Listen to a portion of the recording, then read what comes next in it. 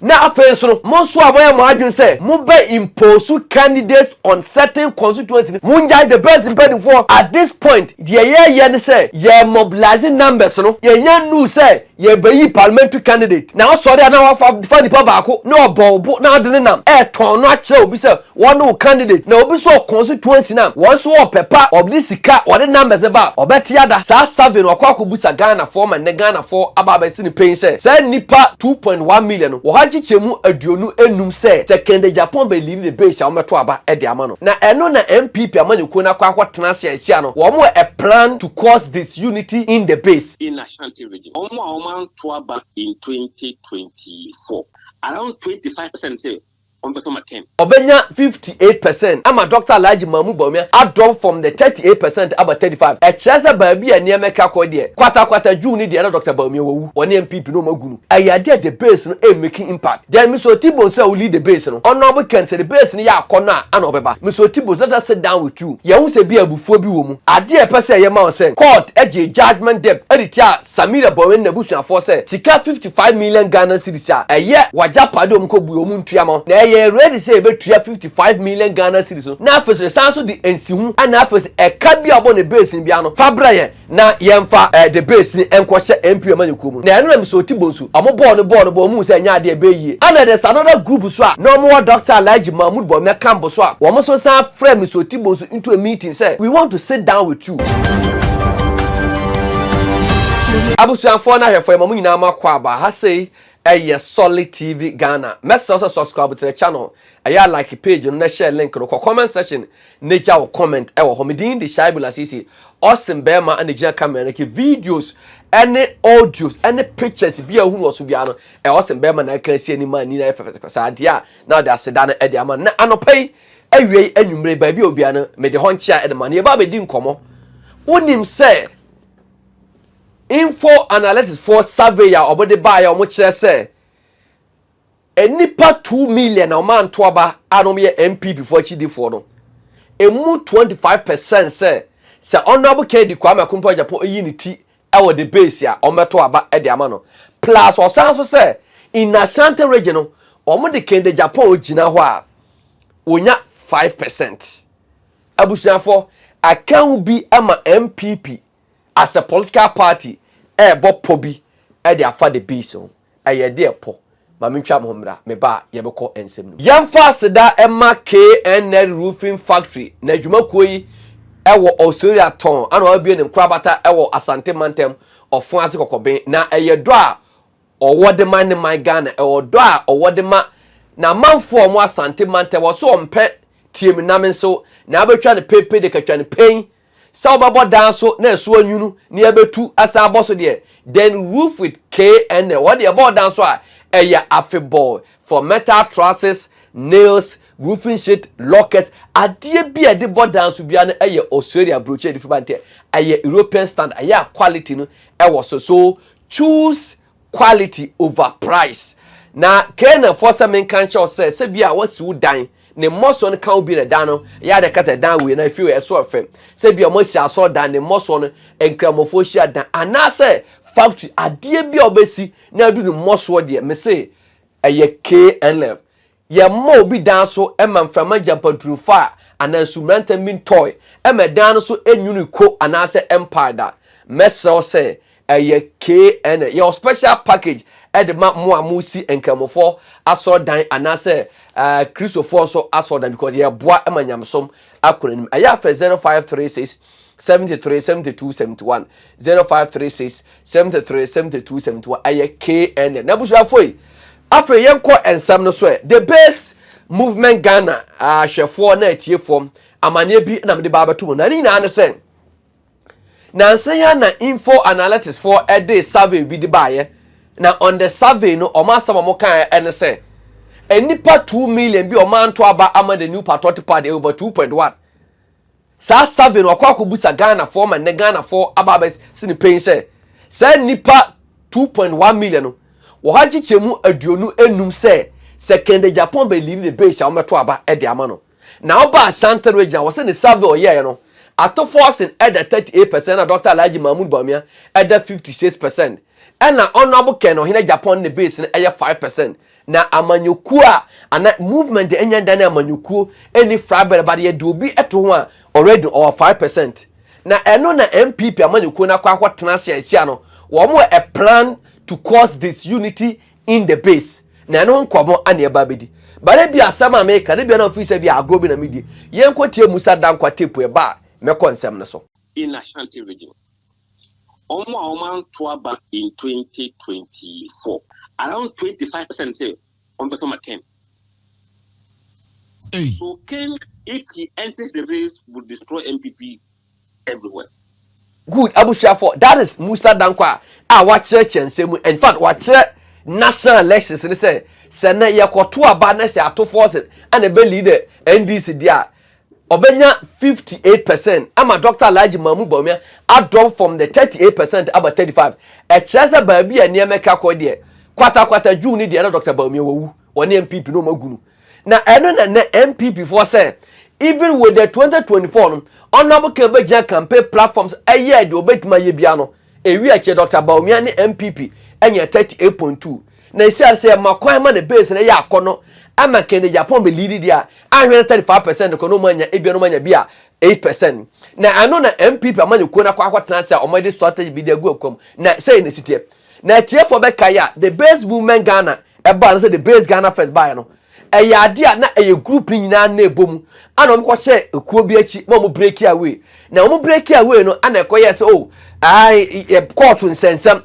Adie bechi adie besana na MPP for no bi kwa na fund some of the one faction the court process no and the court in sense no no ye kan ho asem no kugu na the base movement no eye work tenchire e wo Ghana especially the first one about to Greater Accra no enumu ana take it for me Gabi Ochidako efra Mr. Jojo Tibo so ne mpanifo bi to a meeting na o ma asem ne say baby the base no e kono eye different from Alan Kojecha Martin Afra Fanto eye different from Chiraboso movement no and a different from any breakaway from a political party because the certain can the Japan mo boni dia bata papa dem kwa anya declare eye dey the base no e making impact then Mr. Tibo say will lead the base no honorable can say the base no ya akona ana obeba Mr. Tibo let us sit down with you ye hu say bi abufuo bi wo mu ade e pese ye ma o say court judgment debt editia Samira Bowen na busuafo say sika 55 million Ghana cedis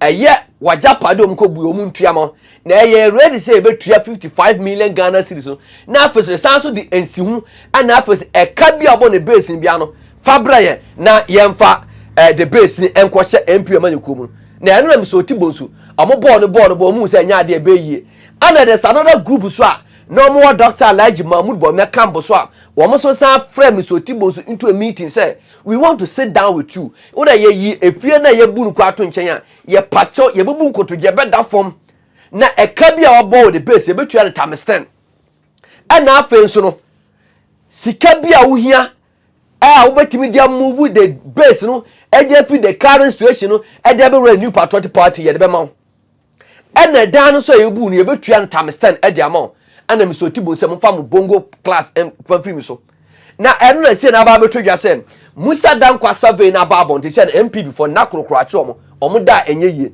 na reason and say e se omo hye kwan ya ometima fa so a omo collapse the base no anase so omo collapse the base kwa omo ma the base be ye unattractive omo cause disunity our the base ni mo te se ade omo ye ne se empenin se eduama no kwan a ana ewo edoro no ana bobe kawa no fiwa ontuma mu entine se omunya hu se the base no ebia enchinu aso bi e manu mu so a o ma kwahye one fashion achi na omu fuele ade no na omu sponsor di pakro se ni pakro nyama dede emba the base because omu say honorable kedi kwa na kompa Japan omu hunu no on pa de dede obo and can the Japan will not join the base no confusion and basabase e wo mu a and these are enema omu de babonte and on this note meme shaibula sisi me so me tena na ma state me position mo ye the base movement Ghana and obi bia doc in the Japan say we ye the base because in the Japan no mama ka asem kire mo mama no obia enku obia wo say won so atikuo e de aye ken the Japan adwuma matsa that so obi so say watini ko second nti ebi fight no me sire mo munya obia me ma disunity ma obi a what grouping for Kende Japan. Me shaibu me reason this is my position. Me nka say debate for position. Me position is say obi a odi Kende Japan din ebeti ku obi ano. What because of Kende Japan.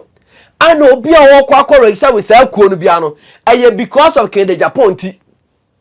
Ana ni pare kwa tro no din. Ena me na maso am ho abetro me din wo ku because Kende Japan no. En ekuo de nyesa bi enkoto.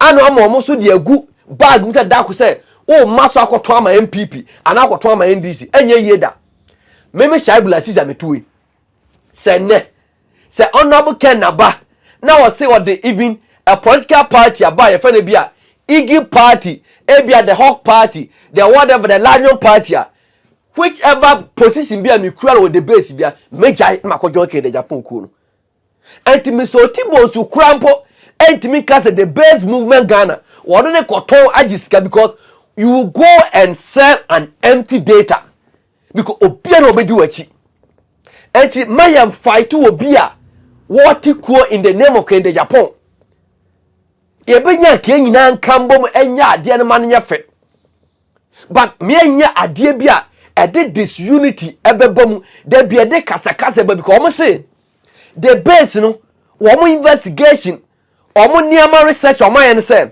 anytime at the base emuye di bia no na numbers ni e grow anytime I say maintain ho ase wantwi eba the base mu bia no na numbers ni e drop and I say there will not be new members on board and amanyokuo ye the new members and eye so stop the name calling in the base na obi ya ade na wonti ase a engage the person re-engage the person na move on but eno so nkyira say wo so just take an entire position about the base no amanyokuo we have to be disciplined in the amanyokuo no na de bia asem akwa meta kan say mumpo ye boabo dom no e de akoma Honorable Ken e wo se ye ema edom no ade na ye no e ye akono enti mu a mo se mo pese mo donate cash to the base no get a centralized baby amuri sika befa na mpanifo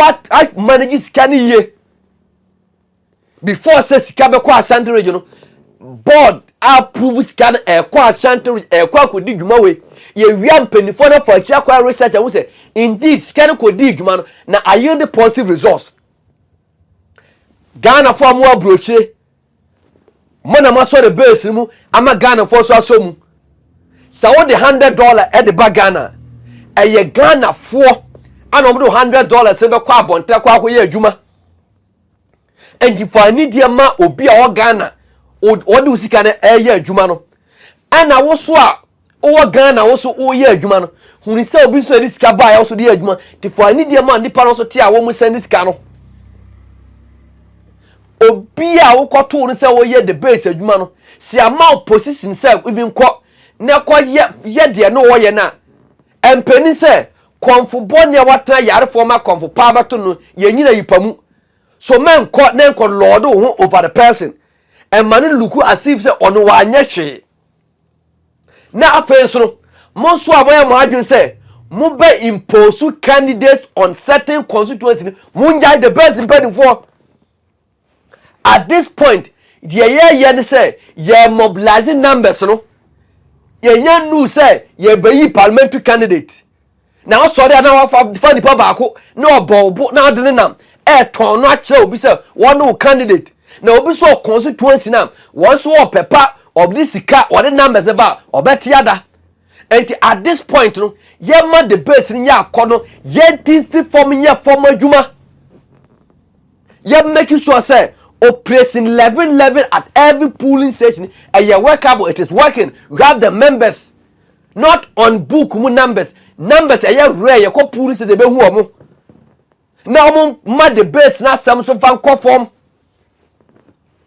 ye hu say constituency ni you activate constituency ni you activate electoral areas no and on the social media obi ko share nipa miena na wa twa to social media obi ko to nipa miena sa na wa twa to social media da bia ma sama me shai bulasi me perfect me can say I am against numbers here yeah show more on social media too much. We a leader. Okwa, you integrate them and tell them to work. Who don't about social media? You are telling NPP and NDC for say go and strengthen your base. Near Bouraho. NPP and NDC more numbers no. NDC one numbers no. And your mumu and now Boure aqua chibi. Hey, I'm in class. I'm so honorable can a unity. Numbers so many because in 2024 Ghanaians didn't have an option into President John Dramani Mahama because in terms of job creation, President John Dramani Mahama doesn't come closer to honorable Ken. I didn't promise 24-hour economy and say I want me because I don't know any mu yamfa one tias yet. Nipa a one mu ya de one what tias in terms of job creation and your honorable Ken or in Japan. And to be awarded the base let you know and yet said obi on 20 na a certain kind of Japan nipa the fee say oba obenya adwuma ye enti mafutu amedema the base penny for say mama adwobre emra the base mu mama the base nya attractive mama MP for kwan no mo cause disunity our the base e basana anya attractive na numbers na kwa montana honorable Ken fan sika mewuam say okọ elections abusha for ye be share afoforo na afen so monso aboya mo adwun say mo be impose candidates on certain constituencies munja the best in for at this point ye ne say ye mobilizing numbers no ye nya nu say ye be yi parliamentary candidate na so dey na wa fa the baako na obo na de nam e ton no a kire obi say one no candidate na obi so constituency na one so pepa obi sika or the numbers ba obeti ada sa survey no akwa busa Ghana for man ne Ghana for ababa si ni pain say nipa 2.1 million wo ha chichemu aduonu enum se second Japan be leave the base ameto aba e de amano na eno na MPP amanyuko na kwa tena sia no wo mo a plan to cause disunity in the base in Ashanti region omo to aba in 2024 around 25% say Obenya 58%. Ama Dr. Alhaji Mahmoud Bawumia a drop from the 38% about 35. A chesa baby a near meka ko de. Kwata June the Dr. Bawumia wo. One MPP no magunu. Ayade the base no making impact. Then Mr. Tibo say will lead the base no. Honorable Ken say the base no ya akona ana obeba. Mr. Tibo let us sit down with you. Ye hu say bi abufuo bi wo mu. Ade e pese ye ma o say court eje judgment debt editia Samira Bawumia na busuafo say sika 55 million Ghana cedis a eye wajapade omko bu omu ntuama. Na ready say be 55 million Ghana cedis no na afese sanso di ensihu ana afese e ka bi abo ne base ni bia no fabra ye na yemfa the base ni enkohye MP amanyuko mu na eno na Mr. Tibo nsu amo board mu say nya de be yie ana there's another group so a no more Dr. Alhaji Mahmoud Bawumia camp so a wo mo so san frame Mr. Tibo nsu into a meeting say we want to sit down with you